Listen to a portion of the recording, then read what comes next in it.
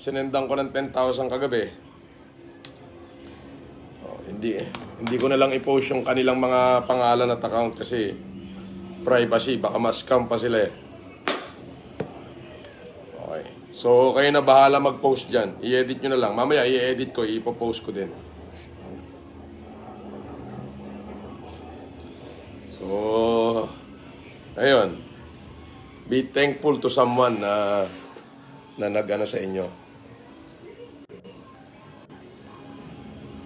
Junya Kabigat ang aga-aga niya na. May ginawa lang kami, sign a few documents.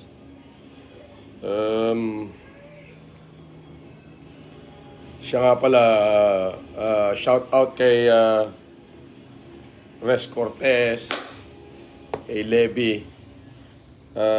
Sige, darating ako sa 19.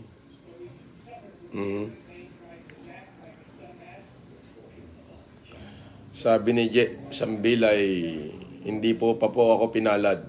Walang problema. Keep on going. Yes, keep on going.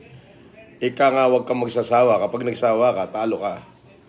Okay, siguro mas deserving yung kagabi kaysa sa'yo. Alright.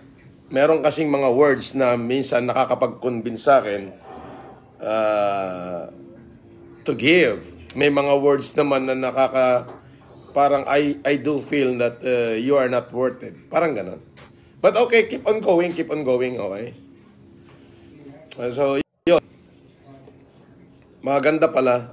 So, sana yung mga napadalang ko ng tig 10,000, i-post nyo na lang, okay? Okay, kayo na bahala magpasalamat. Okay, pasalamat kayo doon kay Ross. Kay Ross Martan. Siya nag-convince sa akin para padalang kayo. I'm still in Cebu. Yes, I'm still in Cebu. And parang luminaw yung mata ko.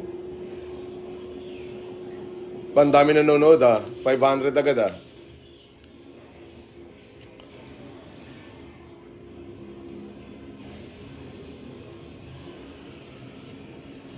Tama yan. That's what I like, J. Sambilay. At i-message ko naman sa messenger yung mga nakatanggap. Screenshot ko mamaya. Na-save ko naman eh.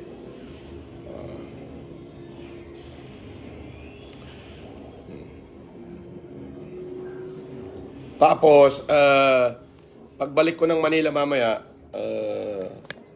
magpaparapol ako ng 30 Vivo na Android. Ano ba yung Vivo na Android? Basta Vivo, smartphone. Mamaya, 30. Para sa mga